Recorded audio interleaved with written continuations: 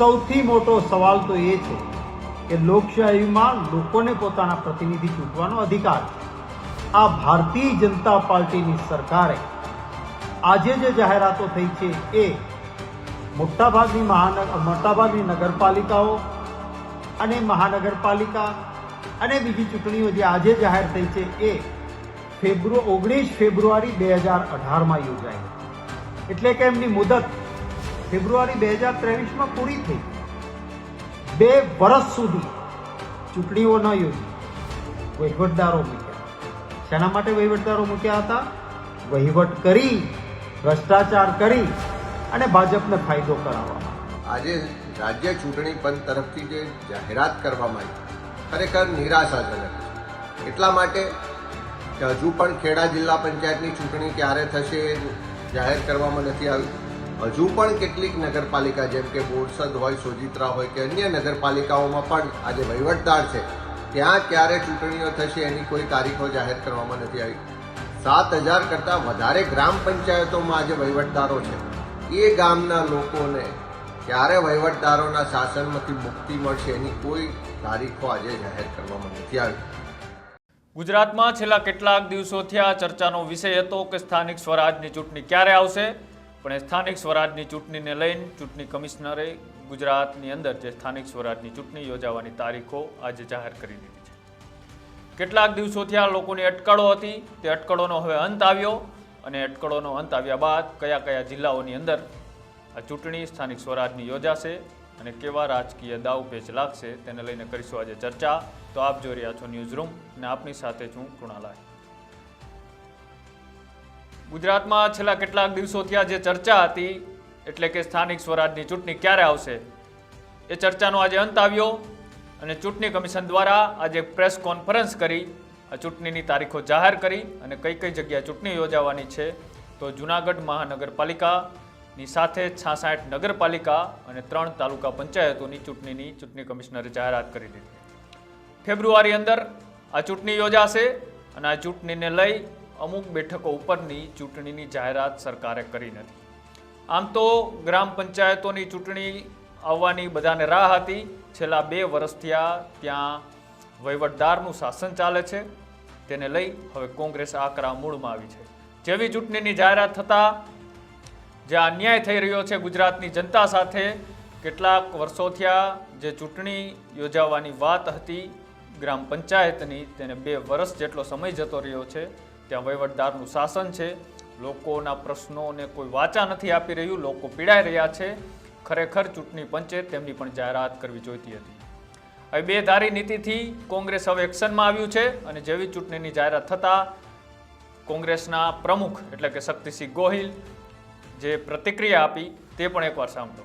આજે ચૂંટણી કમિશન દ્વારા ગુજરાતમાં નગરપાલિકાઓ, જૂનાગઢની મહાનગરપાલિકા, 3 તાલુકા પંચાયતો અને કેટલીક જિલ્લા પંચાયત, તાલુકા પંચાયત, નગરપાલિકા, મહાનગરપાલિકાની પેટા ચૂંટણીઓની જાહેરાત કરવામાં આવી છે.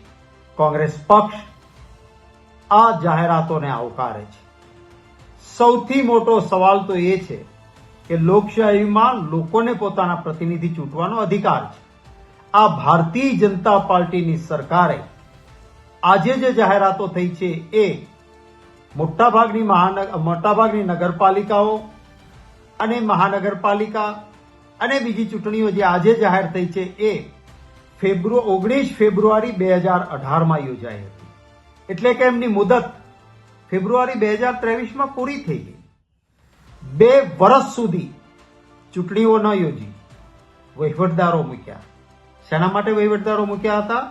વહીવટ કરી, ભ્રષ્ટાચાર કરી અને ભાજપને ફાયદો કરાવવા માટે.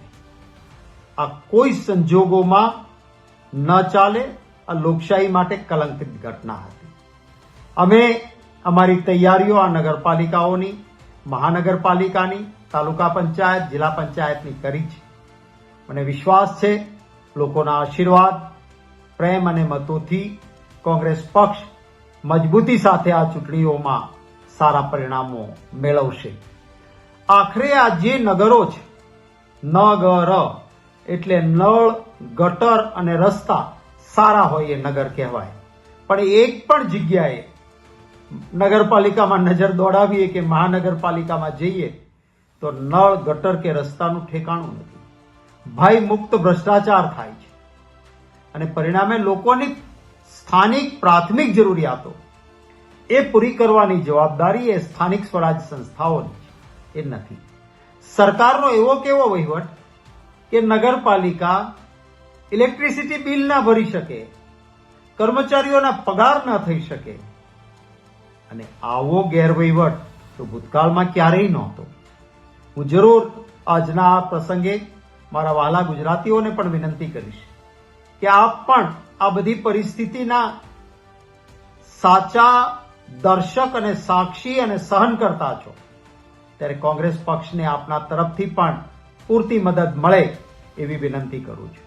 હું મારા સિનિયર આગેવાનોનો આભાર માનું છું, જે સિનિયર આગેવાનોને નગરપાલિકાના પ્રભારીઓ તરીકે જવાબદારી સોંપી હતી.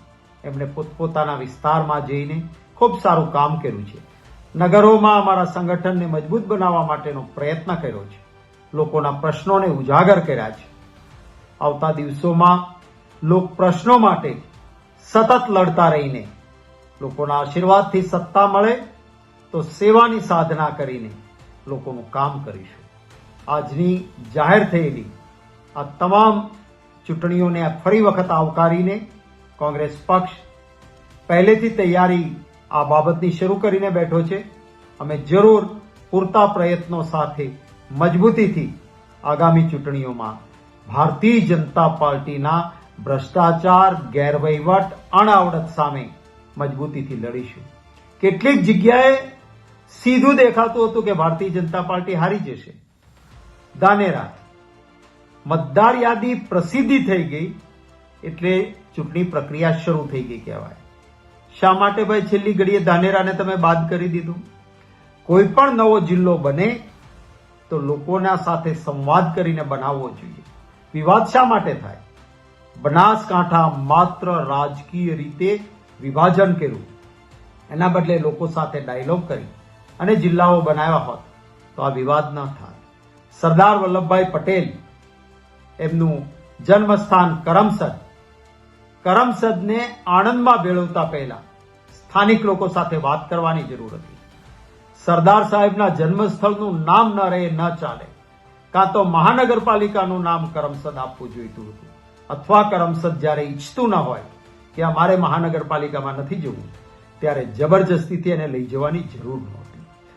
એક વ્યવસ્થિત ગેરવહીવટ જે ચાલી રહ્યો છે ત્યારે હું ચોક્કસ વિશ્વાસ રાખું છું અને વિનંતી પણ કરીશ કે ગુજરાતના મતદાતાઓ કોંગ્રેસ પક્ષને પ્રેમ, મતો અને આશીર્વાદ આપે એવી વિનંતી સાથે ચૂંટણીને આવકારીને મારી વાતને પૂર્ણ કરું છું. જે રીતના શક્તિસિંહ વાત કરી કે આ ચૂંટણી જે છે તે ભારતીય જનતા પાર્ટીના પાપે યોજાઈ નથી રહી. ક્યાંક ને ક્યાંક તેમને બીક છે કે ચૂંટણી યોજાશે તો નાના નાના જે પ્રશ્નો છે, જ્યાં વિરોધ થઈ રહ્યો છે તો વિરોધના સામનો ન કરી શકી ત્યાં તેમની હાર થઈ શકે છે. એવામાં જે સ્થાનિક સ્વરાજની ચૂંટણી જાહેર થઈ તે બાદ અમિત ચાવડા પણ મેદાનમાં આવ્યા અને અમિત ચાવડાએ જે અમુક જગ્યાએ ચૂંટણી ન જાહેર કરી, ધાનેરાની કેમ ચૂંટણી જાહેર ના કરી, અને બીજી જે સ્થાનિક સ્વરાજની ચૂંટણીમાં તાલુકા પંચાયતની સાથે સાથે ગ્રામ પંચાયતોની પણ ચૂંટણી જાહેર કરવી જોઈતી હતી, તે ચૂંટણી કમિશને કેમ જાહેર ના કરી તેને લઈને પણ તેમને સવાલો ઉઠાવ્યા છે. અને અમિત ચાવડાએ પણ શું કહ્યું તે પણ એકવાર સાંભળો. સમગ્ર રાજ્યની જનતા લાંબા સમયથી સ્થાનિક સ્વરાજની સંસ્થાઓમાં વહીવટદારોનું રાજ ક્યારે ખતમ થાય અને ક્યારે પ્રજાના ચૂંટાયેલા પ્રતિનિધિઓ વહીવટ કરે, સત્તા સંભાળે એની રાહ જોઈને બેઠા હતા. હમણાં રાજ્ય ચૂંટણી પંચ દ્વારા પ્રેસ કોન્ફરન્સના માધ્યમથી સ્થાનિક સ્વરાજની ચૂંટણીઓ માટેની તારીખો જાહેર કરી છે. 16મી ફેબ્રુઆરીએ લગભગ 66 જેટલી નગરપાલિકાઓ, એક મહાનગરપાલિકા, 3 તાલુકા પંચાયતો અને થોડી પેટા ચૂંટણીઓ માટેનું મતદાન થવાનું છે. લોકોને આશા હતી કે છેલ્લા 2 વર્ષથી ગુજરાતમાં વહીવટદારોનું શાસન ચાલે છે. લગભગ 7,000 કરતા વધારે ગ્રામ પંચાયતોમાં આજે વહીવટદાર છે. નગરપાલિકાઓમાં લાંબા સમયથી વહીવટદાર છે. 2 જિલ્લા પંચાયતોમાં વહીવટદાર છે અને સાથે સાથે મહાનગરપાલિકા અને અનેક જગ્યાએ બીજા વહીવટદારો શાસન કરે છે. લાંબા સમયની રાહ જોયા પછી પણ આજે રાજ્ય ચૂંટણી પંચ તરફથી જે જાહેરાત કરવામાં આવી ખરેખર નિરાશાજનક છે. એટલા માટે કે હજુ પણ ખેડા જિલ્લા પંચાયતની ચૂંટણી ક્યારે થશે એ જાહેર કરવામાં નથી આવ્યું. હજુ પણ કેટલીક નગરપાલિકા જેમ કે બોરસદ હોય, સોજિત્રા હોય કે અન્ય નગરપાલિકાઓમાં પણ આજે વહીવટદાર છે ત્યાં ક્યારે ચૂંટણીઓ થશે એની કોઈ તારીખો જાહેર કરવામાં નથી આવી. 7,000 કરતા વધારે ગ્રામ પંચાયતોમાં આજે વહીવટદારો છે. એ ગામના લોકોને ક્યારે વહીવટદારોના શાસનમાંથી મુક્તિ મળશે એની કોઈ તારીખો આજે જાહેર કરવામાં નથી આવી. ત્યારે ઓબીસીની અનામતના નામે, ઝવેરી કમિશનના નામે ખૂબ લાંબો સમય સરકારે એનો લાભ લઈ અને એની આડમાં વહીવટદારોના માધ્યમથી શાસન ચલાવ્યું. પણ આજે ઓબીસી અનામતની વાત કરીએ, ઝવેરી કમિશનની વાત કરીએ તો શું કામ સરકાર ઝવેરી કમિશનનો રિપોર્ટ હજુ પણ છુપાવે છે? ઝવેરી કમિશને જે ભલામણ કરી હતી, સુપ્રીમ કોર્ટની જે ગાઈડલાઈન હતી, ઇમ્પિરિકલ ડેટા એકત્રિત કરીને યુનિટ વાઇઝ ઓબીસીને રિઝર્વેશન મળવું જોઈએ, એવું રિઝર્વેશન તો આપ્યું નથી. ઓબીસી સમાજને યોગ્ય રિઝર્વેશન, પૂરતું રિઝર્વેશન નહીં આપીને પણ અન્યાય કર્યો છે અને ઝવેરી કમિશનના નામે લાંબા સમયથી ચૂંટણીઓ નહીં કરાવીને પણ આ ગુજરાતની જનતાને અન્યાય થયો છે.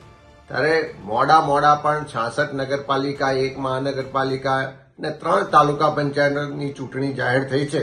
ત્યારે કોંગ્રેસ પક્ષ આ તમામ ચૂંટણીઓ માટે તૈયાર છે અને અમે તો સરકાર પાસે માંગણી કરીએ છીએ, રાજ્ય ચૂંટણી પંચને કહેવા માંગીએ છીએ કે તાત્કાલિક ગ્રામ પંચાયતોની ચૂંટણીઓની તારીખો પણ જાહેર કરો. જે જિલ્લા પંચાયત ને જે અન્ય નગરપાલિકાઓ બાકી છે એની પણ ચૂંટણીની તારીખો તાત્કાલિક જાહેર કરો અને ગુજરાતની જનતાને આ વહીવટદારોના શાસનમાંથી મુક્તિ અપાવો. અને એ વહીવટદારોના શાસનમાંથી મુક્તિ અપાવવા માટે ચૂંટાયેલા પ્રતિનિધિઓનું રાજ આવે અને એના માટે કોંગ્રેસ પક્ષ કટિબદ્ધ છે, તૈયાર છે અને આ ચૂંટણીઓ માટે પણ કોંગ્રેસ પક્ષ તમામ રીતે તૈયારીઓ કરી ચૂકી છે અને લોકોની, જનતાની અદાલતમાં હવે જવા તૈયાર છે. તો હવે ગુજરાતમાં સ્થાનિક ચૂંટણીના ભણકારા વાગવાના ચાલુ થઈ જશે. ફેબ્રુઆરીની અંદર આ ચૂંટણીની પ્રક્રિયા પૂરી થઈ જશે અને 18 ફેબ્રુઆરીના દિવસે આમનું રિઝલ્ટ પણ આવી જશે. નાના લોકોના પ્રશ્નો, લોકોનો વિરોધ આ ચૂંટણીની અંદર ચોક્કસ દેખાશે, કારણ કે સ્થાનિક સ્વરાજની ચૂંટણી એટલે કે લોકલ વિસ્તારોના પ્રશ્નો હોય તેને વાચા આપવા માટે ત્યાં નિમાયેલા પદાધિકારીઓ, પ્રમુખો કે તાલુકા પંચાયતના નેતાઓની હવે પરીક્ષા થવાની છે. તમારું શું કહેવું છે? આ ચૂંટણી થવાની છે, એમાં ભારતીય જનતા પાર્ટી, કોંગ્રેસ અને આમ આદમી પાર્ટી ત્રણેય સામે ચૂંટણી લડવાની છે. કોનો પેચ કપાય છે અને કોણ આમાં બાજી મારે છે તે ફેબ્રુઆરી અંત સુધીમાં ખબર પડી જશે. તો આવા જ અહેવાલો જોવા માટે અમારી યુટ્યુબ ચેનલ ન્યૂઝ રૂમને આજે જ લાઇક કરો, શેર કરો અને સબસ્ક્રાઇબ કરો. નમસ્કાર.